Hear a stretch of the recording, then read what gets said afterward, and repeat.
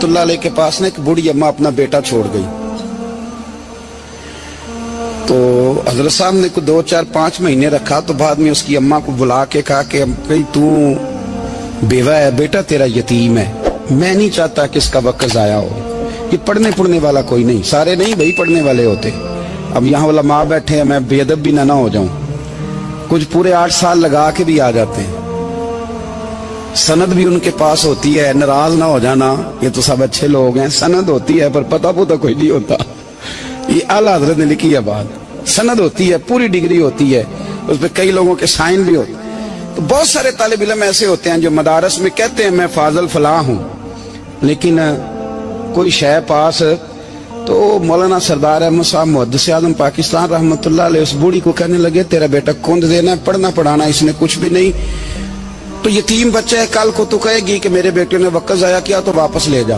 बूढ़ी अम्मा रोने लग गई, कहने लगी मैं पढ़ाने तो नहीं लाई थी, मैं तो आपको रब का वली समझती हूँ, मैं तो नौकरी कराने लाई थी, नौकरी। हजरत अनस बिन मालिक कहते हैं मेरी अम्मा भी हुजूर की बारगाह में दे गई थी, तो हुजूर की बारगाह में ये नहीं कहा था कि या रसूलल्लाह पढ़ा दें, हाँ हाँ मैं जिम्मेदारी से बात कर रहा हूँ, ये नहीं कहा था हुजूर मुजाहिद बना दें, ये थोड़ी कहा था कि या रसूलल्लाह सल्लल्लाहु तआला अलैहि वसल्लम से मुफस्सिर मुहद्दिस मुहक्किक मुफ्ती बना दें। हजरत अनस की अम्मा कह गई थी सोनिया जब तक ये रहेगा ना आपकी नौकरी करेगा, ये घर के काम काज करेगा, ड्यूटी करेगा, हुजूर ये आपकी नौकरी करेगा। तो मेरे महबूब ने फिर दुआ कर दी, अल्लाह इसे बरकत अता फरमा। तुम समझता है खिदमत वाला खाली रह जाता है? जितना जायका खिदमत वाले को मिलता है, जो उसके नसीब में आता है, वो किसी का नसीब कहां भाई। हजरत अनस कहते हैं हुजूर ने दुआ कर दी बरकत की। मुझे तो खेती बाड़ी आती भी नहीं थी, पर लोगों के बाग में साल में 1 दफा फल लगता था, मेरे बाग में 2 दफा लगता था। हुजूर ने दुआ कर दी अल्लाह इसे औलाद दे। फरमाते हैं मेरे बेटे, मेरे पोते, मेरे नवासे, मेरी बेटियां, फरमाते हैं मैं जिंदा हूं और मेरी 100 औलादे मौजूद हैं। परेशान हो गया 100 सुन के बच्चे 2 ही अच्छे, 100 औलादे मेरी मौजूद हैं। हजरत अनस भी मौलाना सरदार अहमद साहब के पास ना छोड़ गई बच्चा, कहने लगी हजरत जी मैं को पढ़ाने के लिए थोड़ा छोड़ गई हूँ, मैं तो इसलिए छोड़ के गई हूँ कि आप मेहरबानी करें, खिदमत कराएं। तो हजरत जी कहने लगे कोई ऐसा काम ही नहीं, खिदमत वाला क्या कराऊं। कहने लगी पट्ठे पवा लिया करो जी। हम लड़ पेंदे ने, कहने ने बच्चे काम कर दें मदरसे का। हालांकि अब कहाँ बच्चे काम करते हैं, अब तो गुजर गया दौर, अब तो बच्चे काम कराते हैं। अब बच्चे भी नाराज हो रहे हैं, घूर घूर के देख रहे हैं। सही कह रहा हूं आपको, बच्चे काम कराते हैं, बच्चे कहाँ काम करते।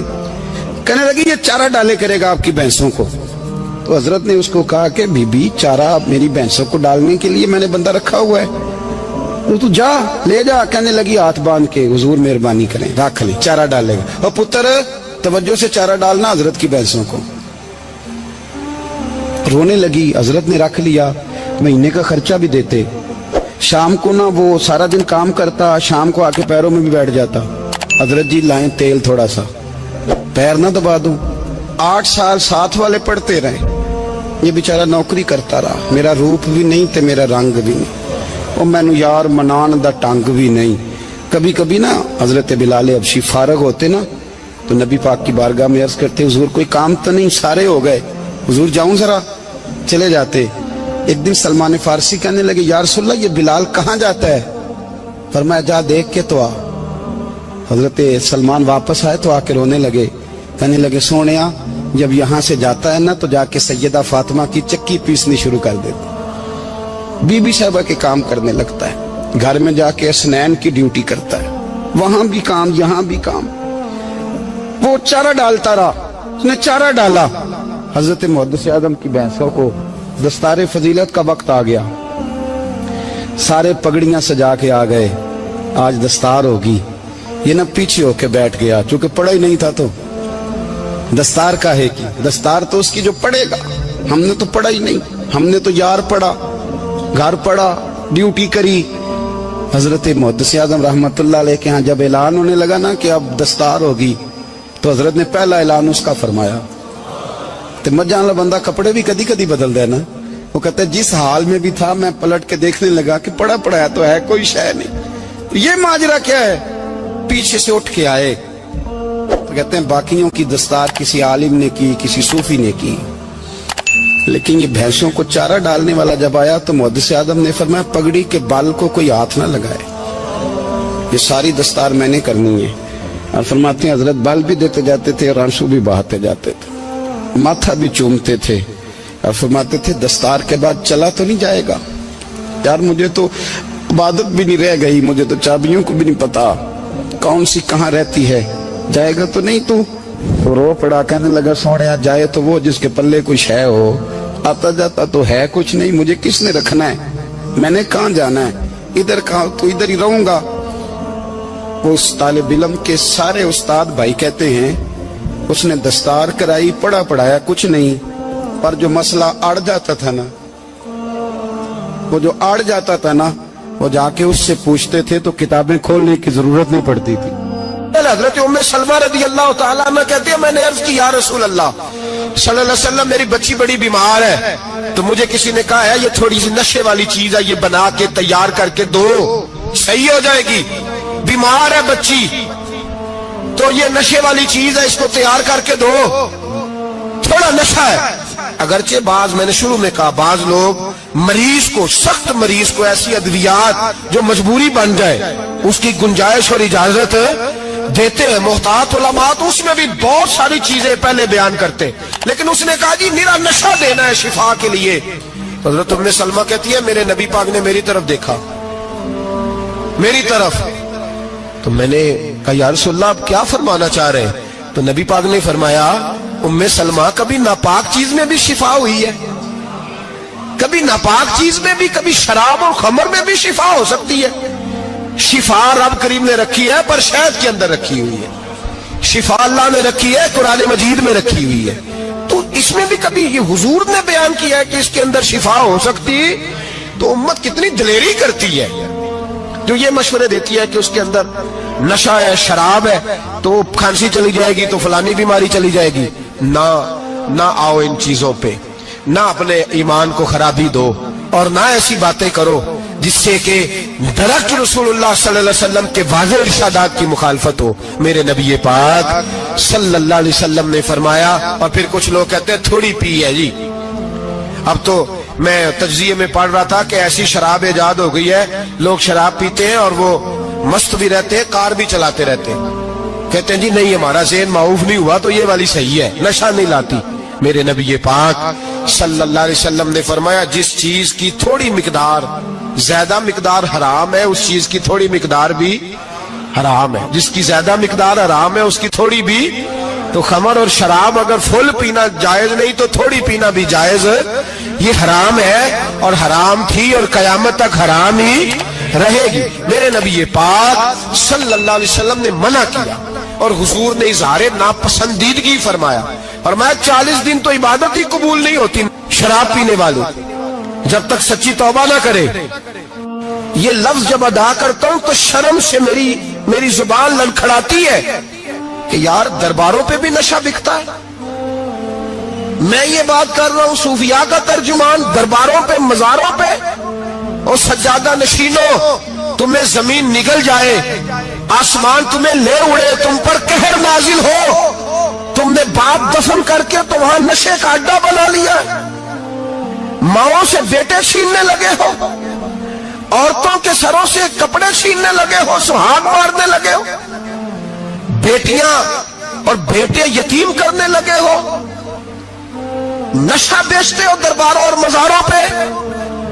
یہ تماشا لگ گیا. کیسے کروں یہ بات, پر کرنی پڑ رہی ہے, مجبوری ہے, یہ مضمون مکمل نہیں ہو سکتا. بند کر دیں وہ دربار, ہمیں نہیں چاہیے جن درباروں پہ نشہ بکتا ہے. میں ذمہ داری سے کہہ رہا ہوں, بات ریکارڈ ہو رہی ہے. جوتے کی نوک پہ وہ سجادہ نشین جو امت کو ڈرگز دیتا ہے,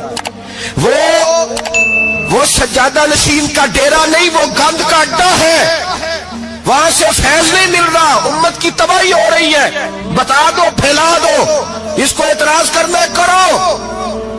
میرے رسول پاک سید عالم صلی اللہ تعالی علیہ وسلم کا دین ضروری ہے, کسی پیر کی سجادگی ضروری, بولیے سجادگی ضروری. بڑی ذمہ داری سے کہہ رہا ہوں اور نمائندگی کر رہا ہوں اپنی جماعت کی. نہ ہمارے بزرگوں نے کل اس کی حمایت کی تھی، نہ آج کرتے ہیں، نہ قیامت تک کریں گے۔ بند کر دیں وہ دربار اور مزار۔ بزرگ دنیا میں یہ کام کرنے آئے تھے، اور ہماری سوچ اتنی گر گئی ہے، اتنے ہم کمزور ہو گئے۔ کہتے ہیں جب اس کو چڑھ جاتی ہے تو پھر بڑی معرفت کی باتیں سناتا ہے۔ تجھے شرم نہیں آئی یہ لفظ کہتے ہوئے؟ اب نشئی تجھے معرفت سکھائے گا؟ اب تو شرابی سے، بھنگی چرسی سے دین سیکھے گا؟ کہتے ہیں اس نے پی ہوئی تھی، چڑھی ہوئی تھی، میں بات کر دی تو میرا کام بن گیا۔ اتنی گندی اور میلی سوچ صاحب ایمان کی ہوتی ہے، تو اب نشیوں سے جا کر دعائیں کرائے گا؟ سن، میرے نبی پاک صلی اللہ علیہ وسلم نے فرمایا جو شراب پی لے، نشہ کر لے، اس کی تو 40 دن تک عبادت رب قبول نہیں فرماتا۔ تو کہتا چڑھی ہوئی تھی تو اس نے دعا کر دی، تجھے شرم ہی نہیں آئی بات کرتے؟ حیا ہی نہیں کیا تو نے جملہ بولتے؟ یہ کوئی تصوف اور طریقت ہے؟ جاؤ اٹھا کے لے جاؤ۔ ایسی کوئی تصوف اور طریقت ہمیں نہیں چاہیے، ہمیں وہ والی طریقت چاہیے جس میں خدا کے قرآن کی بات ہوتی ہے اور محمد مصطفیٰ کے فرمان کی بات ہوتی ہے صلی اللہ علیہ وسلم۔ تو بھائی یاد رکھو، یہ کوئی طریقہ نہیں۔ ایک مزار ہے، مجھے ایک صاحب کہنے لگے آ جائیں یہاں بھی فاتحہ پڑھیں۔ میں نے کہا یہاں کیا ہے؟ کہنے لگے تھے تو بابا جی نشہ وشا کرتے، پر اب سنا ہے لوگوں کی منتیں بڑی پوری ہوتی ہیں، مجھے جذبات بڑے کم آتے ہیں۔ میں نے اس آدمی کو گریبان سے پکڑ لی، میں کہ ادھر ہٹ، وہ تو نشہ کرتا تھا اور تو جاتا تھا، تیری یہ کیسے طاقت ہوئی؟ تو نے مجھے مشورہ دے دیا ہے، تو ہمیں کمزور سمجھتا ہے؟ ہم کمزور ایمان کے لوگ ہیں، اور میں یہاں تجھے کہوں گا نہیں نہیں میں یہاں نہیں جاتا، میں وہاں جاتا ہوں۔ بالکل کوئی لگی لفٹی بات نہیں، کھری بات۔ تصوف وہ، دربار وہ جہاں قرآن پڑھا جائے اور رسول اللہ کی حدیث سکھائی جائے، باقی کوئی مطلب نہیں کسی قسم کا۔ میں داتا صاحب کبھی جاؤں نا جلسہ کرنے کسی کام سے، کسی تقریب میں، تو میں داتا صاحب کے مزار پہ نہیں جاتا۔ میں کہتا ہوں یار یہ جرانہ نہیں کہ بندہ کسی کام آیا تھا تو فاتحہ پڑھ لی، واپس چلو۔ گکھڑ سے سپیشل آئیں گے داتا صاحب کے مزار پہ حاضری دیں، اور میرے سنگی گواہ ہیں کہ میں سپیشل ٹائم نکال کے بہت سارے کام چھوڑ کے سپیشل جاتا ہوں، اور میں مراد ماننے نہیں جاتا، میں داتا صاحب کا شکریہ ادا کر دے جاتا ہوں۔ میں ان سے کہتا ہوں حضور آپ کی مہربانی، آپ یہاں آئے تو ہمارے بڑے بھی رسول اللہ کے غلام بن گئے۔ میں تو سلام عقیدت پیش کرنے جاتا ہوں، ہم مزارات پر جانے کے قائل نہیں، بلکہ ہماری تو عقیدت کا درجہ ہی مکمل نہیں ہوتا جب تک ہم مزار پہ سلام نہ کریں۔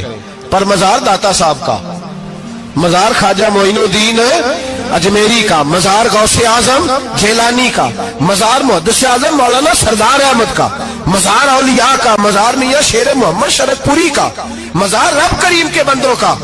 بھنگیوں چرسیوں کے مزار نہیں ہوتے، اور نام ان مزارات کے قائل ہے، بالکل قائل نہیں ہم۔ میں تھوڑے دن پہلے لاہور گیا تھا تو میں کار میں میاں صاحب میاں شیر محمد شرف پوری کا ذکر کر رہا تھا، میں اپنے دوستوں سے کہہ رہا تھا یار بہت بڑا بابا ہوا ہے، تو مجھے کہنے لگی کرامت کیا ہے؟ میں نے کرامت یہ ہے کہ ساری زندگی سنت کا درس دیا ہے۔ تو مجھے کہنے لگے آپ کبھی گئے نہیں؟ میں نے کہا میں اسپیشل گیا تھا، اور تھوڑے دنوں کے بعد پروگرام بناؤں گا تو میں ساتھ لے کے جاؤں گا۔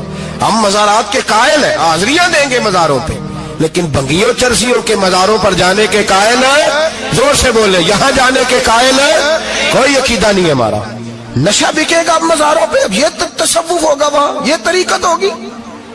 اور ملت پر رحم کھاؤ، خدا را اگر تمہارے قومی ادارے کہتے ہیں رپورٹ کرنے والے کہ 70 لاکھ پاکستانی نشہ کرتا ہے، تو کیا تمہیں یہ نہیں پتا کہ نشہ بیچتا کون ہے؟ کیا تمہیں یہ نہیں پتا کہ ڈرگز کا کاروبار کون کرتا ہے؟ اگر تمہیں یہ پتا ہے تو کیا یہ خبر نہیں تمہیں کہ ان رگوں پر یہ خون اتارتا کون ہے؟ میں اپنے بزرگوں سے معذرت کے ساتھ، نشے کا آغاز، ناراض تو نہیں ہو جائیں گے بزرگ، نوجوانوں کو میں لتاڑ لیتا ہوں لیکن بزرگوں کی عزت کرنا سنت ہے، تو میں بزرگوں سے معذرت کے ساتھ یہ یوں سمجھ لیے خوگرے حمد سے تھوڑا سا گلا بھی سن لے۔ نشہ سگریٹ سے شروع ہوتا ہے، سگریٹ سے۔ میں تمباکو کو حرام نہیں کہتا، یہ فتویٰ نہیں دے رہا، تمباکو کا حکم وہی ہے جو مولی کا ہے، جو کچے پیاز اور لہسن کا ہے، کہ آپ جب کھا لیتے ہیں تو منہ سے بدبو آتی ہے، تو آپ مسجد میں آئیں تو آنے سے پہلے مسواک کریں، منہ صاف کریں، پھر آپ آ جائیں۔ تو جائز ہے, مکروہ ہے لیکن حرام. لیکن تمباکو سے آگے جب حالات بڑھتے ہیں, تجزیہ نگاروں نے لکھا ہے کہ ہمارے پنجاب کے کچھ علاقوں میں اب سگریٹ سے نکال کے نا, پہلے بھی بھرتے تھے لوگ اس میں بڑا کچھ, اب پتہ ہے کہ نیا نشہ ایجاد کیا, اب اس کے اندر چسبی بھرتے ہیں اور چھپکلی کو مار کے سکھا کے خشک کر کے اس کو پیس کے وہ ساتھ نشے کے ملاتے ہیں, اور اس کا حال یہ ہوتا ہے کہ آدمی کو زیادہ نشہ ہوتا ہے, اور کہتے ہیں وہ اتنا گند ہے کہ وہ آدمی کسی کو دانت بھی لگائے گا تو وہ بندہ بھی بیمار ہو جائے گا. کیا یہاں لوگ اسپرٹ نہیں پیتے آپ کے ملک میں؟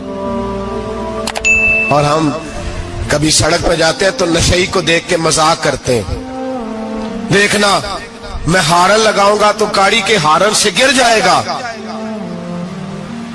لیکن تجھے پتا نہیں کہ یہ کسی ماں کا بیٹا ہے, پتا نہیں کسی بیوی کا شوہر ہے. ایک ہمارے دوست ہیں, بزرگ ہیں, ان کا داماد فوت ہو گیا, نشہ کرتا تھا, تو میں تعزیت کرنے ان کے گھر پہنچا تو کھڑے ہو گئے ہاتھ باندھ کے, کہنے لگے حضرت صاحب باقی ساریاں گلاں چھڑ دیو, صرف نشے تے تقریر کریا کرو. وہ جب جیتا تھا تو تب بھی اس کے بچے یتیم ہی تھے, یتیم ہی تھے. میری بیٹی جب میرے گھر آتی تھی اور میں اپنے پوتوں کے اترے کپڑے اسے پہننے کو دیتا تھا تو میرا کلیجہ پھٹتا تھا, اور میری بیٹی اس کی زندگی میں بھی بیوہ کی زندگی گزار رہی تھی, وہ میری بہوؤں کے اترے ہوئے کپڑے پہنتی تھی. کوئی دعا کرو, کوئی جلسے کرو, یہ لت ختم ہو جائے. اور کہنے لگا اب میرے وہ چلا تو گیا ہے, دادا دادی اس کے پہلے کوئی نہیں, چچا ہے کوئی نہیں, جب تک تو میں زندہ ہوں ان نواسوں کو کوئی روٹی کا لقمہ, کوئی کپڑا مل جائے گا, لیکن سوچتا ہوں میں بوڑھا ہوں, مر گیا تو ان کو کوئی پوچھے گا بھی نہیں, کون ان کی خبر. اتنا ظلم اس قوم سے, اتنی زیادتی, اور آرام سے لکھ کر لوگ گزر گئے کہ یہ 70 لاکھ ہے, ان کا درد تو سمجھو, تکلیف تو سمجھو. 7 فٹ کا سونا جوان اور نشے کا عادی ہے تو کسی نالی میں پڑا ہوا ہے. اور میں نے کہا اس قوم کے ساتھ اس سے بڑا بھیانک مذاق کیا ہوگا. کوئی دانشور تھا بڑا ظالم, اس ظالم سے کوئی مشورہ لینے آیا, اس نے آ کے کہا تو بڑا ظالم ہے, بڑے کڑوے مشورے دیتا ہے, میرا ایک دشمن ہے, میں اس سے بدلہ لینا چاہتا ہوں, میرا دل کرتا ہے اس کا بچہ قتل کر دوں تاکہ وہ تڑپے. تو ظالم نے کہا اسے قتل نہ کر, وہ تو اس کا باپ 2-4 مہینے رو کے چپ کر جائے گا, پھر میں سخت سزا دینا چاہتا ہوں, مشورہ دے. تو اس نے کہا اس کے بچے کو نشے پہ لگا دے, جس کا بچہ نشہ کرے گا وہ باپ روز مرے گا, روز جیے گا, وہ ماں روز مرے جیے گی, نشے پہ لگا دے. اس قوم کے ساتھ سب سے بڑا ظلم یہ ہوا کہ ملت کا جوان نشے پہ لگ گیا, ڈرگز پہ لگ گیا. اتنے تباہ حالات ہوئے کہ جوان چڑھتی جوانیاں, اماں نے کتاب دے کے بھیجا تھا, اور کالج سے واپس آئے تو نشے کے ٹیکے ہاتھوں میں پکڑے ہوئے, ٹیکے. اور آپ کے اس ملک کے اسلام آباد میں ایک دن میڈیا نے وہ خبر بھی وائرل کی اور وہ چیز بھی دکھائی لوگوں کو. 3 مہینے کا بچہ لے کے نشئی سڑک پہ آ گیا, اس نے کہا میرا نشہ ختم ہو گیا, میرا بچہ خرید لو, 2 پڑیاں دے دو. تو وہاں بیبیاں جو سن رہی تھی وہ بھی چیخیں مار کے رو رہی تھی.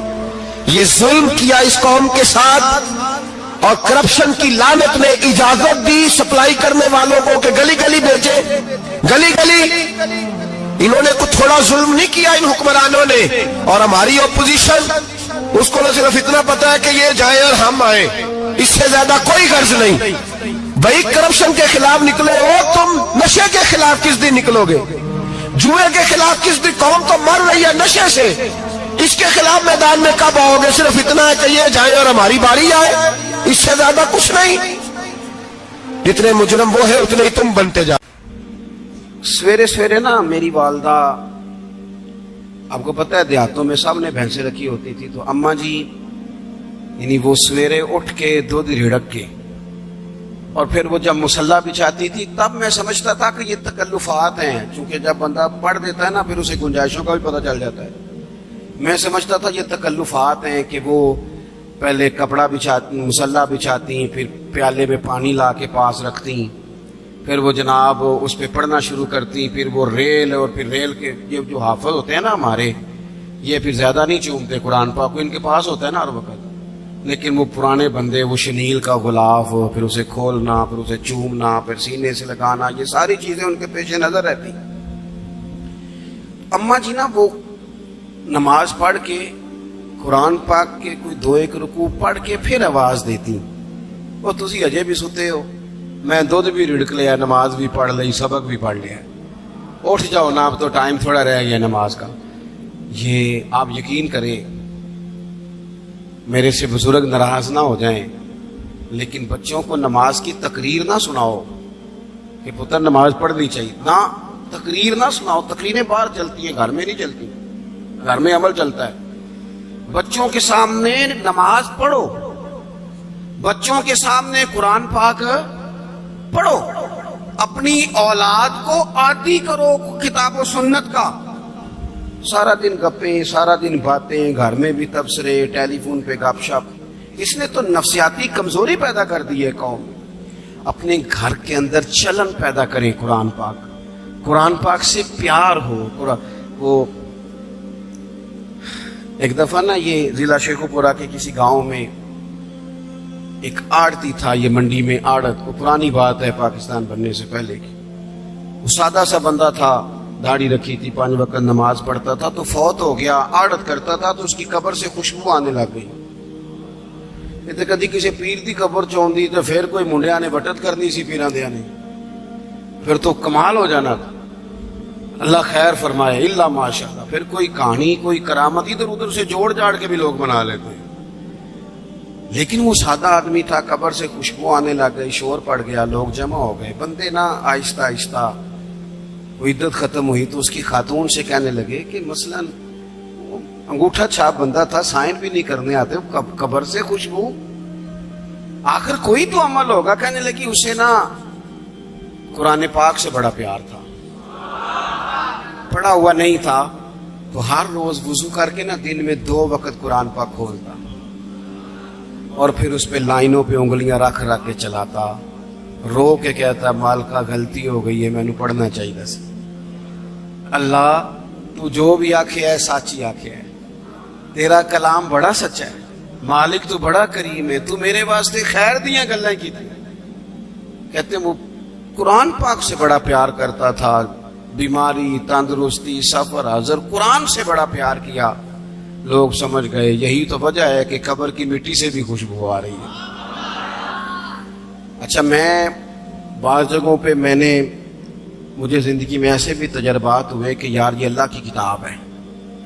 میں جہاز میں بیٹھا تھا تو موبائل پہ میں نے قرآن شریف کھول لیا، میں نے کہا چلو اتنی دیر کی فلائٹ ہے کچھ پڑھتے ہیں، تو ایک میرے دل میں بدگمانی آئی۔ کبھی کبھی پگڑی دالی والا بندہ میری طرح اللہ معاف کرے سمجھ لیتا ہے نا نیک بھی میں ہی ہوں، یہ بھی کبھی کبھی بدگمانی آ جاتی ہے۔ تو میں وہ تلاوت کر رہا تھا تو میرے دل میں خیال آیا یار دیکھو سارے لوگ کانوں میں ٹوٹیاں لگائی ہیں، گپیں لگا رہے ہیں، قرآن پاک پڑھ لینا چاہیے تھا۔ تو ایک نوجوان، اس نے نا بال پیچھے یہاں ربڑ ڈالی ہوئی عورتوں کی طرح، پینٹ شرٹ بڑی ڈاڑھی اور بڑا جدید فیشن کا اس کا سٹائل۔ تو میرے ساتھ جو سیٹیں تھیں ان پہ وہ بیٹھ گیا اور پھر اس نے فائلوں کے اندر سے سورۃ یاسین نکال دی، اور جب اس کو میں نے تلاوت کرتے دیکھا نا تو میں نے دل میں معافی بھی مانگی اللہ سے، اور میرے دل میں یہ بھی خیال آیا کہ یہ اللہ کا قرآن ہے، مولوی وہ قاری صاحب، حافظ صاحب، وہ فلان صاحب، اپنے جیسے لوگوں سے، نیک لوگوں کی بات نہیں کر رہا۔ وہ تو نہ پڑھے تو تو کیا سمجھتا ہے کوئی پڑھتا ہی نہیں؟ یہ تو اللہ کا قرآن ہے، یہ پڑھا جاتا تھا، پڑھا جاتا ہے، اور قیامت کے بعد بھی پڑھا جاتا رہے گا۔ پتہ نہیں اللہ نے، یعنی اگر میں اور آپ نہیں پڑھیں گے تو یہ محتاج نہیں، کس سے رب پڑھوا رہا ہے، کون کون پڑھ رہا ہے، کس طرح لوگ پڑھ رہے ہیں۔ تو قرآن پاک سے محبت کریں۔ آج زور کے بعد پڑھ لیں گے کوئی 2 4 آیتیں، چلو میں کدوں آکے ہاتھ کھڑے کرو یہ قسم چکو تسی نیت بھی نہیں پہ کر دے، تھوڑا سا پڑھ لیں گے انشاءاللہ تعالی۔ اچھا 2-3 دن میرے کہنے پہ پڑھیں آپ، 2-3 دن، صرف لمبا نہیں۔ میرا یہ تجربہ ہے، جو بندہ صبح صرف 2 دن الارم سے اٹھے نا نماز کے لیے فجر میں، تیسرے دن خود بخود آنکھ کھل جاتی ہے۔ حضرت مالک بن دینار فرماتے میں نے 60 حج کیے. ایک حج کے موقع پر میں نے بڑا رش دیکھا, لاکھوں کا اجتماع ہوا. میری باتوں کی سمجھ تو آ رہی ہے نا آپ دوستوں؟ جو نہیں بول رہے انہیں بھی آ رہی ہے نا؟ اللہ جزا دے. کہتے ہیں لاکھوں کا مجمع تھا تو میرے دل میں خیال آیا, میں نے کہا اے اللہ اتنے لوگ آئے ہیں, ان کا حج قبول بھی ہوا ہے کہ نہیں؟ فرماتے ہیں میں سوچ رہا تھا تو رات کو نا خواب میں نے کسی کہنے والے کو کہتے ہوئے سنا کہ سب کا قبول ہو گیا ہے. بلخ کا رہنے والا محمد بن ہارون بلخی ہے, اس کا حج قبول نہیں ہوا. فرماتے ہیں شہروں کے علیحدہ علیحدہ خیمے لگتے تھے. اب بھی آپ حج کرنے جائیں تو پاکستانیوں کی رہائشیں علیحدہ ہوتی ہیں, انڈین کی علیحدہ, بنگلہ دیش کے علیحدہ, مصری, یمنی, سب لوگ علیحدہ علیحدہ رہائشیں ہوتی ہیں, جھنڈے لگے ہوتے ہیں ملکوں کے. کہتے ہیں میں نے سویرے اٹھ کے ڈھونڈنا شروع کر دیا, ڈھونڈتا ہوں وہ بندہ ملے. کہتے ہیں جہاں بلخ شہر کے لوگ رہتے تھے وہاں چلا گیا تو میں نے لوگوں سے پوچھا تم میں محمد بن ہارون بلخی کون ہے؟ لوگ کہنے لگے وہ تو بڑا نیک آدمی ہے, پرہیزگار ہے, بڑے بولے بالے, بڑے اللہ والے, ریاض آپ کو بس ہم ہی جانتے ہیں, وہ تو بڑا نیک ہے, پرہیزگار آدمی. کہتے میں نے کہا اچھا کہاں ہے؟ انہوں نے کہا پہاڑ کے پیچھے اس نے خیمہ لگایا ہوا ہے, ساری رات عبادت کرتا ہے, سارا دن روزہ رکھتا ہے, قائم اللیل ہے, صائم الدہر ہے. کیا بات؟ فرماتے ہیں میں ان لوگوں کی بات سن کے حیران ہو گیا کہ مجھے کیا بتایا گیا, یہ کیا کہہ رہے ہیں. فرماتے ہیں میں پہاڑ کے پیچھے گیا. حضرت مالک بن دینار علیہ رحمہ فرماتے ہیں جب میں وہاں پہنچا تو میں نے اس شخص کو مصلی پہ بیٹھے دیکھا. کثرت عبادت کے آثار اس کے وجود پر نظر آ رہے تھے, سیدھا بازو اس کا کٹا ہوا تھا. فرماتے 2 رکعتیں مکمل کر کے نا میں نے اسے السلام علیکم کہا تو مجھے کہنے لگا وعلیکم السلام, آپ مالک بن دینار ہیں؟ میں نے کہا بڑی اس کی فراست ہے. فرماتے پھر اس نے ٹھنڈی سانس لی, کہنے لگا آپ کو خواب آئی ہوگی کہ میرا حج قبول نہیں ہوا. فرماتے ہیں مجھ پر اور بجلی گری کہ کیا کہہ رہا. فرماتے میں نے کہا یار لوگ بھی تیری تعریف کر رہے ہیں اور تیری بصیرت بھی بڑی ہے, تو یہ ماجرا کیا ہے؟ کہنے لگا آپ نہ پوچھیں. یہ کہہ کے اس نے رونا شروع کیا, دیر تک روتا رہا. میں نے کہا نہیں یار تو بتا. کہنے لگا نہیں آپ نہ پوچھیں, آپ ناراض ہوں گے. میں نے کہا میں نہیں ہوتا, تو بولنا. کہنے لگا حضور 24 سال ہو گئے مجھے حج کرتے ہوئے, 24واں حج ہے میرا, اور ہر سال کوئی اللہ کا ولی آ کے بتاتا ہے کہ جا چلا جا تیرا کوئی نہیں قبول ہوا. بے پروائی ویک سجن دی جتھے کسے دی پیش نہ جاوے, انہیں تاجا والے در در رولے تے منگتے تخت بٹھاوے. آزم کسے نو کارا مل دئی کوئی کعبے و خالی آوے. کہتے ہیں اس نے مجھے کہا حضور 24واں حج ہے, ہر سال کوئی بتاتا ہے. میں نے کہا تیری غلطی. کہنے لگا میں اپنی ماں کا نافرمان. میں نے کہا واقعہ کیا ہوا؟ کہنے لگا حضرت اللہ نے مجھے دولت دی, مال دیا, زمینیں دی, تو میں عیاش ہو گیا. اب یقین کریں اللہ لوگوں کو مال دیتا ہے تو وہ سمجھتے ہیں میری چلاکی سے آیا ہے, میں تیز بڑا تھا اس لیے آیا ہے, نافرمان ہوتے. لیکن جو رب لینا جانتا ہے دینا جانتا ہے وہ لینا بھی. وارث شاہ مان کری نہ وارثاں دا, رب بے وارثہ کر کے مار دائی. لوگ بڑے سمارٹ بن جاتے ہیں, ان کی گفتگو میں بڑا تکبر ہوتا ہے, ان کے نگاہوں کے انداز میں بڑے, وہ کہتے ہیں اوہ سب لوگ بیوقوف ہیں, صرف میں سیاںا ہوں, کام جو صحیح چل رہا ہے. او بھائی 1 منٹ لگتا ہے انسان کو بادشاہ سے فقیر ہونے میں. ایک امام مالک رحمت اللہ علیہ بیٹھے تھے تو ہارون رشید آپ سے کہنے لگا امام ابو مالک سے, حضرت بتائیں اس وقت اللہ کیا کر رہا ہے؟ آپ فرمانے لگے یار تو بڑے موٹے دماغ کا ہے, کس طرح کے سوال پوچھتا ہے؟ بادشاہ تھا نا. کہا نہیں آپ بتائیں. تو امام مالک فرمانے لگے تو تخت پہ بیٹھ کے سوال پوچھتا رہتا ہے اور میں نیچے بیٹھ کے جواب دیتا رہتا ہوں, نیچے آ پھر بتاتا ہوں. اس نے کہا جناب بتائیں. فرمانے لگے تو سوالی ہے نا, تو تو نیچے بیٹھ اور میں اوپر بیٹھتا ہوں. کہ جناب آ جائیں. ہارون رشید نیچے آ گیا, امام مالک تخت پہ بیٹھ گئے. فرمانے لگے اب بتا کیا پوچھ رہا تھا؟ کہنے لگا حضور پوچھا تھا اللہ اس وقت کیا کر رہا ہے. فرمانے لگے رب اس وقت تجھے سمجھا رہا ہے کہ اس تخت پہ تکبر نہ کرنا، 1 منٹ لگتا ہے میں تجھے اٹھا کے مالک کو بٹھا دیا کرتا ہوں، یہ تجھے سمجھا رہا ہے، لہٰذا اس سمجھ پہ قائم رہنا، تکبر نہ کرنا، 1 ہی تو منٹ لگتا ہے، یہ تجھے سمجھا رہا ہے۔ تو وہ شخص کہنے لگا محمد بن ہارون بلخی امام مالک بن دینار سے کہ حضور بڑی دولت تھی تو میں عیاش ہو گیا تھا، رمضان کا مہینہ تھا، اماں تندور میں روٹیاں لگا رہی تھی، میں شراب پی کے گھر آ گیا۔ ہمارے ہاں یہ بھی فیشن ہے نا، اب مہندی والے دن چودھری صاحب کے ڈیرے پہ جوان شراب پیتے ہیں تو پوچھتے حاجی صاحب آپ تو حاجی بھی ہیں تو ڈیرے پہ منڈے کیا کرتے رہے؟ کہتے میں ڈیرے تے تھا مینوں نہیں پتا، وہ کار لگے سن۔ حاجی صاحب آپ کو سارا پتا ہے اور اللہ آپ سے پوچھ لے گا، یہاں تو کوئی آدمی چپ کر جائے گا آپ کے قلوں کی وجہ سے، لیکن عرش کے مالک کو بھی تو جواب دینا ہے کہ نہیں؟ کیا طریقہ ہے؟ دیکھیں نا، کول والے دن محفل اور مہندی والے دن اللہ سے صرف دکھوں کا رشتہ ہے، رسول اللہ سے صرف غموں کا رشتہ ہے۔ اگر تو نے ڈھول ڈمکا شور شرابہ کیا ہے شادی والے دن تو کول والے دن بھی بجا، تیرا پتا چلے، جنازے پہ بھی بجا، کیا تماشا ہے؟ مذہب صرف رسم ہے، ضرورت ہے، کوئی مر گیا تو قرآن پاک کھول لو، باقی جو مرضی کرو، حج بھی کیتی جاندے ہو، لہو بھی پیتی جاندے ہو، کھو کے مال یتیماں دا پیج مسیتی جاندے ہو، پھٹ دلان دے سیندے نہیں، ٹوپیاں سیتی جاندے ہو، نفس تے چھری پھیر دے نہیں، بکرے کیتی جاندے ہو، فرض پلائی بیٹھے ہو، نفلا نیتی جاندے ہو، او دسو تے سی بلے نو اے کی کچھ کیتی جاندے ہو، او دسو تے سی بلے شاہ نو کی کچھ کیتی جاندے ہو۔ کوئی طریقہ ہے؟ کول شریف پہ مولوی صاحب تشریف لائیے گا، ابا جی کے کول ہے تو میں تو کہتا ہوں بجا نا بینڈ باجے والا آج بھی، تیرا پتا چلے کہ یہ دو کام کیسے ہوتے ہیں، تو کس طرح دو کشتیوں کا سمجھ نہیں آتی بات کی۔ میں تو جاتا ہی نہیں بینڈ باجے والی شادی پہ، میں کہتا ہوں جن کو مردی پڑھا لو، نے کہا ہم سے نہیں دو کام ہوتے، اللہ روزی دینے والا ہے، ایک ہی کرتے ہیں، دو رنگی چھوڑ کے یک رنگ ہو جا، سراسر موم ہو جا یا سنگ ہو جا، موج کرو۔ ہم اس چکر میں پڑتے ہی نہیں، ہم وہ راستہ ہی چھوڑ دیتے ہیں جو ہماری طبیعت کے مطابق نہیں ہوتا، بس ختم ہو گئی بات۔ اس لیے غور کریں اور یاد رکھیں اس بات کو۔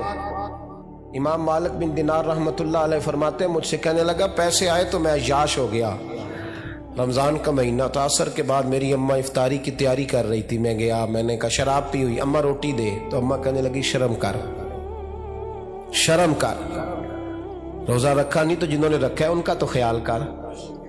کہتے اماں کی بات کا مجھے غصہ لگا، میں کہا کرتا ہوں بد نصیب ہے وہ بیٹا جس کا باپ اس سے بات کرتے ہوئے ڈرتا ہے کہ پتہ نہیں کہاں سے بولے گا، بد نصیب نہیں وہ بیٹا جس کی ماں اس سے بات کرتے ہوئے سہم جاتی ہے کہ پتہ نہیں کون سی بولی بولے گا، بد نصیب نہیں کہ ماں باپ بھی جس سے کھول کے بات نہ کر سکے۔ حضرت مالک بن دینار سے کہنے لگا اماں نے جب کہا نا شرم کر تو مجھے غصہ آیا، میں نے ماں کو تھپڑ مارا اور میری ماں جلتے ہوئے تندور میں گری، لوگوں نے مجھے پکڑ کے اندر بند کر دیا کمرے میں، ساری رات میں شور سنتا رہا پر نشے میں دھوت رہا۔ سویرے آنکھ کھلی تو میری بیوی بیگ باندھ رہی تھی، میں نے کہا کہاں جا رہی ہو؟ کہنے لگی جو ماں کا نہیں بنا میرا کیسے بنے گا؟ میں نے کہا میری اماں کا، وہ تو لوگوں نے رات کو ہی دفن کر دی جنازہ پڑھ کے۔ تڑپ کے کہنے لگا مجھے کیوں نہیں بتایا؟ تو کہتے ہیں لوگ کہنے لگے تیری مرتی ہوئی ماں کہہ گئی تھی اسے میرا منہ نہ دیکھنے دینا، میرے جنازے کے قریب نہ آئے۔ حضرت مالک بن دینار فرماتے ہیں جب اس نے یہ بات سنائی تو میں نے بھی اس کے منہ پہ تھپڑ مارا، میں نے کہا تو اسی قابل ہے۔ کہتے ہیں وہ رونے لگا، حضور دعا کرے اللہ مجھ سے راضی ہو جائے۔ کہنے لگا جب ماں کی انتقال کی خبر ملی تو میں نے کلاڑی لے کے وہ ہاتھ کاٹ دیا جس سے ماں کو مارا تھا، میں نے ساری جائیدادیں خیرات کر دیں۔ 24 سال ہو گئے، 24 سال ساری رات نماز پڑھتا ہوں، روزہ رکھتا ہوں، حج کرتا ہوں، پر ہر سال کوئی آ کے کہتا ہے جا دوڑ جا تیرا کوئی نہیں قبول ہوا۔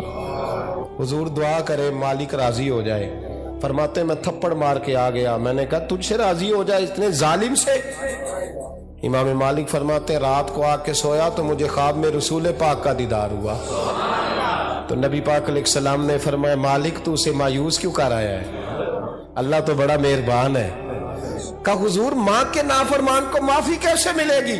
تو امام مالک فرمانے لگے نبی کریم نے فرمایا جا اسے جا کے بتا دے تجھے قیامت میں تیری ماں کی وجہ سے بخش دیا جائے گا۔ کہا حضور اماں کی وجہ سے کس طرح؟ تو محبوب فرمانے لگے اس کی ماں قیامت میں اس کے خلاف مقدمہ دائر کرے گی رب کریم کی عدالت میں، اے اللہ میں نے 9 ماہ پیٹ میں رکھا، درد سہ کے اسے جنا، جگر کا خون پلا کے پالا اور اسی نے مجھے قتل کیا۔ رب کریم اس کی ماں کا مقدمہ سن کے کہے گا اٹھاؤ اس کو دوزخ میں پھینکو، اس نے ماں جلائی تھی اسے بھی جلاؤ۔ محبوب فرمانے لگے جب پکڑ کر کے مالک اس کو محمد بن ہارون کو لوگ لے جائیں گے نا جہنم کی طرف، ابھی فرشتے گھسیٹیں گے ہی تو پلٹ کے پھر اماں کی طرف دیکھے گا اور دوسری دفعہ پھر گھسیٹیں گے تو پلٹ کے دیکھے گا اور تیسری دفعہ پھر پلٹ کے کہے گا اماں یہ مجھے جلانے لگے، اماں یہ جہنم میں پھینکنے لگے۔ میرے حبیب فرمانے لگے وہ جل کے مرنے والی ماں وہاں بھی بول پڑے گی، کہے گی یا اللہ چل میں نے معاف کیا تو بھی معاف کر دے، اے اللہ میں نے معاف کیا تو بھی معاف کر دے، اللہ تو معاف کر دے اسے، اللہ تو اس سے درگزر فرما، اسے معاف کر دے۔ میرے محبوب پاک علیہ السلام فرماتے رب کریم کہے گا اس نے تجھے جلایا، تو کہے گی اللہ یہ تو بیٹا تھا اس نے جلا دیا، میں ماں ہوں میرے سامنے جلے تو میں کیسے برداشت کر سکتی ہوں؟ فرمایا اس نے جلا کے مارا تھا پر اسی ماں کی وجہ سے رب کریم اسے جنت عطا فرمائے گا۔ پلٹا جا کے ماں کے پیروں میں بیٹھ، جا سویرے ان پڑھ باپ سے دعا کرایا کر، جا بالکل انگوٹھا چھاپ باپ سے صبح دعا کرایا کر، دیکھ رب کریم تیرے لیے رحمتوں کے دروازے کھول دے گا۔ کیا ہوگا؟ ماں بیچاری کی ساری زندگی پردے ڈالتے بیت گئی۔ ابا نے آ کے پوچھا کہاں گیا وہ کہتی ادھر ہی تھا، مجھے بتا کے ابھی آ جائے گا، وہ مجھے کہہ گیا تھا کہ میں نہیں ادھر ہی تھا، کچھ بھی نہیں، ایسی کوئی بات ہی نہیں۔ ساری زندگی پردے ڈالتے بیت گئی۔ ابا کئی دفعہ گھر میں لڑائی کی، بیٹے کو مارا، اماں نے آگے بڑھ کے پتر کے حصے کی مار دکھائی، لیکن اسی بیٹے کی شادی کر دی تو اماں کو پتا چلا کہ اوہو میں تو سمجھدار ہی نہیں تھی، میرا تو پتر مجھے کہہ رہا ہے اماں تو بھی تو کبھی سیانی ہو جایا کر، اگر وہ بولتی ہے تو تو ہی چپ کر جا، تو پھر اسے احساس ہوتا ہے کہ اوہو میں تو ساری زندگی بیوقوف رہی، میں تیرا دفاع کرتی رہی، تیرے حصے کے تھپڑ کھاتی رہی، اور مجھے آج تو نے بتایا کہ تو سیانی نہیں تھی، آج تو نے بتایا کہ تو عقل مندی نہیں تھی، اماں تجھے کیا پتا، میری بیوی کے سامنے تو ہی سیانی ہو جا۔ وہ ٹوٹ جاتی ہے، بکھر جاتی ہے، وہ کبھی پلٹ کے دیکھتی ہے تو اسے بڑے سارے زخم تازے ہو کے دکھائی دیتے ہیں، وہ یار میں سیانی نہیں تھی۔ سنو نا، امام حسن رضی اللہ تعالیٰ عنہ فرماتے ہیں امام حسن نے کوئی لمبا وقت نہیں اپنی والدہ کے ساتھ گزارا، چھوٹے تھے تو سیدہ فاطمہ الزہرا رضی اللہ تعالیٰ عنہ وصال کر گئیں، پر شیر خدا کے پتر کی بات دیکھیں، امام حسن کہتے ہیں لوگوں میں جب تھوڑا سا باشعور ہوا اور مجھے چیزیں تھوڑی سی دکھائی دینے لگی تو میں نے کبھی اپنی اماں کے ساتھ ایک پلیٹ میں کھانا نہیں کھایا تھا۔ حضور ساری دنیا کھاتی ہے تو آپ نے کیوں نہیں کھایا؟ تو فرماتے ڈر لگتا تھا کہ کہیں ایسا نہ ہو کہ جس لقمے کی طرف میری ماں اپنا ہاتھ بڑھائے کہیں میں نہ اٹھا لوں، بے ادبی نہ ہو جائے، ڈر لگتا تھا۔ میں نے یہاں تک بھی نا، کیونکہ ماں تو ماں ہوتی ہے، میں نے یہاں تک بھی ماں کا احترام کیا، روٹی کھانے میں بھی تقدیر نہیں کی۔ یہاں ماں وہ کہتی ہے پیر صاحب انہوں دسیا جنا کہ میں تانوں آکھیا سی، انہیں گلاں چانوں آکھیا جے میرے نال بولے تے صحیح کرے، انہوں دسیو نا میرے نال بگڑ جائے گا، انہوں آکھیا جے نا میں تانوں شکایت لائے، پر نا انہوں گلاں سمجھایا جے کہ میرے نال اچھی نہ بولیا کرے، میں تکلیف انہوں آکھیو نا۔ او یار کیا کائنات میں حضور سے بڑا بھی کوئی ہے؟ لیکن حضرت حلیمہ سعدی آئی ہیں تو کیا میرے نبی اٹھ کے کھڑے نہیں ہو گئے؟ حضور نے اکرام دیا تو اکرام دینے سے قد بڑا ہوتا ہے، چھوٹا تو نہیں ہوتا۔ خدا را اپنے بڑوں کا اکرام کرنا سیکھیں، انہوں نے کسی نے آپ کو جگہ دی ہوگی, کسی نے آپ کو نوکری دی ہوگی, لیکن ماں باپ نے تو زندگی دے دی اولاد کو, جوانیاں دے دی, سارا کچھ دے دیا. اور بچے ہیں کہ سمجھتے ہیں احترام کے جذبے اپنی طبیعت میں لائیں, بے ادب نہ بنیں, سوء ادب نہ کبھی کریں. آپ نہ کبھی کوئی ایسا کام نہ کریں جس سے نہ تکلیف بڑھے, جس سے آزمائش بڑھے. آپ احترام والے رہیں گے تو خود بھی سجے سنورے نکھرے رہے. اپنے بزرگوں کو پہل کریں بزرگوں کی طرف, یعنی آپ گھر کے اندر چھپا کے سیب اپنے کمرے میں نہ لے کے جائیں, چھپا کے چیزیں نہ رکھیں, بلکہ پہل کریں بوڑھے ابا سے, پہل کریں اپنی والدہ سے, وہاں سے آغاز کریں. آپ دیکھیں برکتیں کتنی ہوتی ہیں. میں کچھ باتیں مجھے لطف دیتی ہیں. میرے کچھ سنگی ہیں, 3 بھائی ہیں کٹھے, مجھ سے بیعت ہیں, میرے ساتھ بڑا پیار کا رشتہ ہے. تو کبھی کبھی نہ خدمت کرنے کا دل کرتا ہے ان میں سے کسی کا, کہ چلیں حضرت صاحب آئے ہیں تو ہم کچھ نذرانہ پیش کریں. تو اپنے بڑے بھائی کو وہ تھماتے ہیں کہ جناب آپ یہ کام کریں. اللہ تعالیٰ کا شکر ہے میری جیب کم ہی خالی رہتی ہے, اس کا فضل رہتا ہے, لیکن وہ پیسے لینے سے زیادہ یا تحفہ لینے سے زیادہ یا پھول پکڑنے سے زیادہ اس بات کی مجھے خوشی ہوتی ہے کہ کتنے نرالے ہیں. بڑے کو آگے لگاتے ہیں تو برکت تو حاصل کرتے ہیں, اس لیے کہ برکتیں ہمیشہ بڑوں سے ہوتی ہیں, بڑوں سے ہمیشہ برکتیں. یہ پھول کا تحفہ بڑے بھائی کو دے کے جب آگے کیا جاتا ہے تو میرے دل کو اچھا لگتا ہے, مجھے قرار آتا ہے کہ یار یہ لہجہ ٹھیک ہے, یہ انداز یہ ٹھیک ہے. اپنے بڑوں کو آگے رکھیں, بڑوں کو کلام کرنے کا موقع پہلے دیں. گھر میں کوئی چیز لائیں تو تقدیم کریں. ہمارے ہاں نا اب جو استادی شاگردی آئی ہے نا, یہ بڑی خطرناک ہے. ہمارے ایک قاری صاحب تھے, ایک مدرسے میں پڑھاتے تھے, بڑا مارا کرتے تھے, اور میں انہیں مذاق بھی کرتا تھا, کبھی کبھی عذرائے محبت مزاح کرتا تھا. میں ان سے کہتا تھا قاری صاحب آپ شاید مار کھا کے پڑھیں اس لیے بچوں سے بدلہ لیتے ہیں. تو کچھ دن پہلے, کچھ عرصہ پہلے ملاقات ہوئی تو میں ان کے ادارے کے قریب سے گزر رہا تھا, تو میں نے ان کا نا وہ ڈیسک وغیرہ چیک کیا تو ان کے پاس نا سوٹی لیدہ ہوتی تھی, پائپ 2 قسم کے لیدہ ہوتے تھے, پانی والا لیدہ اور گیس والا علیحدہ. بڑا مارتے تھے بچوں کو.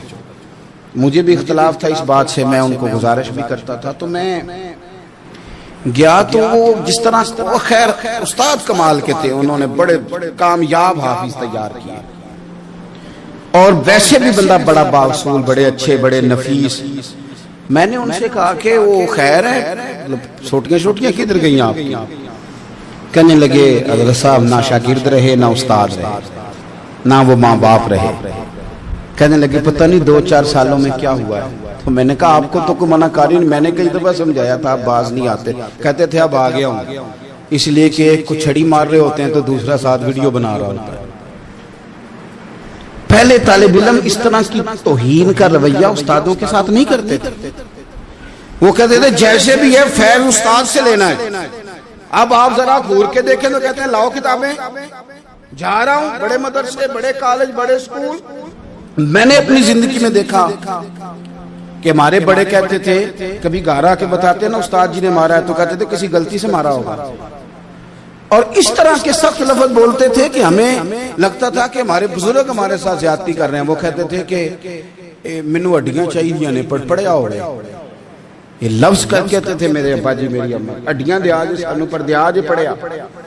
اب کیا ماحول ہے, ڈر آتا ہے. چے گھورتے ہیں, ان کی اماں آگے کہتی ہے تو 8,000 کا مولوی ہے, میرا 1.25 کروڑ کا بچہ ہے, تیری طاقت کیسی ہوئی چودھری کے بچے کو ہاتھ لگانے, اتنی تیری جرت کہ میں نے میرے بیٹے کو ہاتھ لگایا, کروں گی نہ کل بندے کٹھے تیری کراؤں گی چھوٹی مسجد سے, تو اتنی تیری طاقت کہ تو میرے بچے کو مارے. ہم نے نا پرموٹ کی چیزیں, پرموٹ. حضرت خواجہ حسن بصری رحمت اللہ علیہ فرمایا کرتے تھے ادب نہ ہو تو علم آ ہی نہیں سکتا, اس لیے کہ کتابیں رہنمائی کرتی ہیں, کتابوں کی ترجمانی تو استاد نے کرنی ہے. تو اگر آپ وہ احترام ہی نہیں ہے, وہ طبیعت ہی نہیں ہے, وہ ذوق ہی نہیں ہے, سیکھنے کا وہ خاص جذبہ ہی نہیں ہے. ہمارے اصحاب رحمت اللہ علیہ فرمایا کرتے تھے بہت سارے لوگ بڑے بڑے درویشوں کے پاس جا کے خالی آتے ہیں, हुजूर क्यों? फरमाते थे इसलिए कि कशकोल सीधा नहीं करते, प्याला सीधा ना हो तो खैरात आया नहीं करते, अदब नहीं करते, एहतराम नहीं करते, प्याला सीधा नहीं करते। प्याला सीधा ना हो तो वो तो जो देना हो वो भी नीचे गिर जाता है। एहतराम, एक शख्स ने ना हजरत सैयदना अमीर मुआविया रदी अल्लाह ताला अन्हु से कहा कि मैंने ज़ियारत करनी है हजरत इमाम हुसैन रदी अल्लाह ताला अन्हु, मदीना शरीफ जा रहा हूं, मैंने उनको पहले देखा नहीं हुआ, तो मुझे बताइए इमाम अली मकाम रदी अल्लाह ताला अन्हु को मैं कैसे पहचानूंगा? तो इब्ने असाकर देखिएगा, हजरत अमीर मुआविया रदी अल्लाह ताला अन्हु फरमाने लगे तो मदीना शरीफ जाना, एक शख्स लोगों के हलके में बैठ के लोगों को दीन पढ़ा रहा होगा, मस्जिद नबी में वो चमकता हुआ चेहरा लोगों को कुरान और सुन्नत की तालीमात से रोशनास कर रहा होगा, और फरमाया उसके इर्द गिर्द लोग इस अदब से बैठे होंगे कि जैसे उनके सरों पर परिंदे बैठे हुए हैं, जरा हरकत की तो परिंदे उड़ जाएंगे। फरमाया जब वो नूरानियत वाला माहौल तुम देखो और इतने बाअदब शागिर्दों के बीच बैठी हुई एक नूरानी हस्ती को देखो तो समझ लेना वही हुसैन इब्ने अली, वही है इमाम अली मकाम इमाम हुसैन, कि जो इस एहतराम के साथ लोगों को उन्होंने आदाब सिखाए हैं, इस तरह उन्होंने लोगों को समझाया है कि उनके शागिर्दों का ये रंग है कि वो तो सर नहीं हिलाते कि कहीं परिंदा ना उड़ जाए। इस अंदाज में जब लोग, मुझे बात याद आ गई, इमाम अहमद बिन हंबल रहमतुल्लाह अलैह बहुत बड़े मुहद्दिस थे, तो मुझे पता है अगर आप मुझसे पूछेंगे ना इस दौर में फिक़ह सबसे बेहतरीन किसको आती है तो मैं आपको बता सकता हूँ, क्योंकि मेरा शोबा है ना। आप पूछेंगे सरफ नाव का उस्ताद कौन अच्छा है तो मैं बता दूंगा कि कहाँ पे है, कौन है, मेरा शोबा है। इसी तरह से मेडिकल के शोबे से वाबस्ता लोगों से आप पूछेंगे कि हार्ट का डॉक्टर कौन सा अच्छा है तो बता देंगे। पूछेंगे भाई मैंने एक नाक कान गले के डॉक्टर के पास जाना है, तो जिसका जो शोबा है उसे पता होता है। मदरसे के बच्चों को भी पता होता है कि कौन सा आदमी कहाँ बेहतरीन पढ़ाने वाला है। एक बुजुर्ग थे शाह बकीउद्दीन इब्ने मखलद, वो कहते हैं मुझे पता चला कि इस दौर में नबी करीम अलैहिस्सलाम की हदीस जो सबसे बेहतरीन पढ़ाते हैं वो इमाम अहमद बिन हंबल हैं। उनको हुजूर की हदीस से जो खास शगफ है वो किसी और को नहीं। कहते हैं मेरे दिल में लौ लग गई, हालांकि मैं अमीर घराने से था। मैं कश्ती में बैठा इमाम अहमद बिन हंबल के पास आने के लिए, रास्ते में तूफान आ गया, कश्ती इचकोले खाने लगी, किसी तरीके से एक जजीरे के साथ जाके कश्ती लगी, टूट गई, बिखर गई, मैं जजीरे पे उतर गया, और भी कई लोग थे। एक महीना वहां रहना पड़ा, बारिशें खत्म हुई, मौसम ठीक हुआ, तो एक कश्ती दिखाई दी आती हुई। फरमाते कि वो उस कश्ती में मैं बैठा, दोबारा बगदाद गया, मुझे सफर तय करते 2.5 महीने गुजर गए, वो जजीरे पे महीना पत्ते खा के भी गुजारा करना पड़ा। निकला था इल्म हासिल करने, जब बगदाद शरीफ पहुंचा लोगों से पूछा इमाम अहमद बिन हंबल का मदरसा कहाँ? उन्होंने कहा वो मदरसा तो बंद हो गया, वक्त का बादशाह मुखालिफ हो गया, मस्जिद मदरसा सील कर दिया।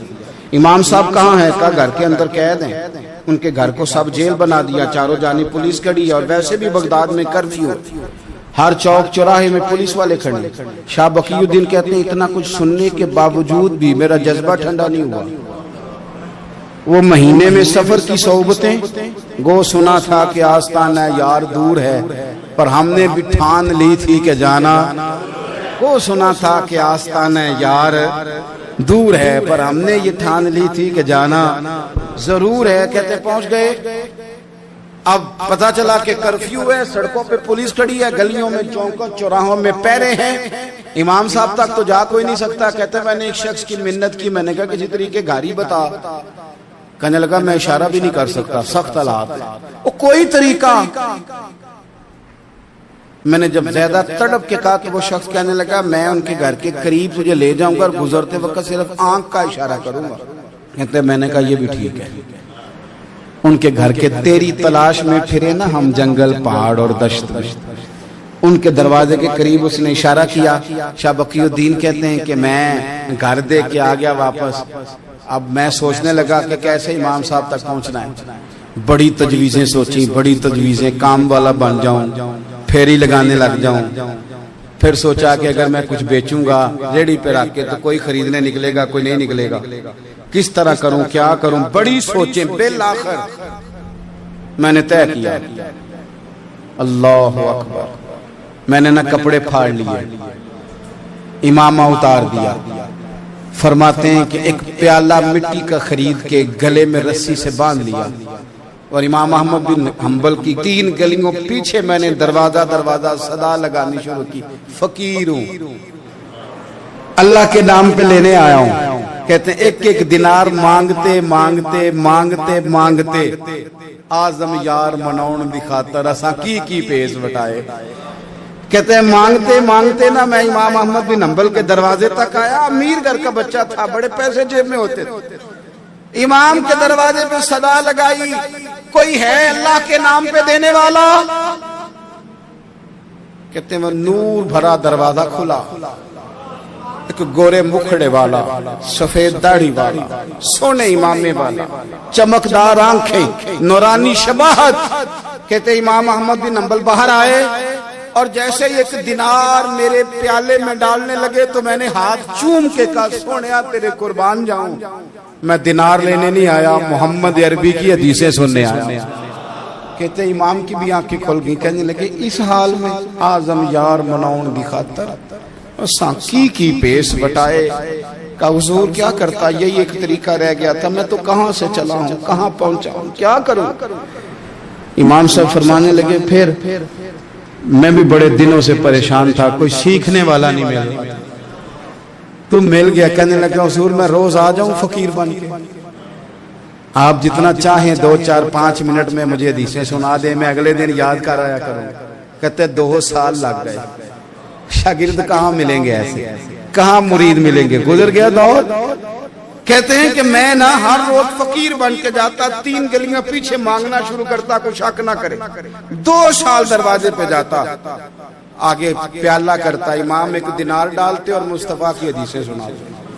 کہتے ہیں حالات بدل گئے، 2 سال کے بعد حکومت بدل گئی، امام کا مدرسہ بحال ہو گیا، رش ہو گیا۔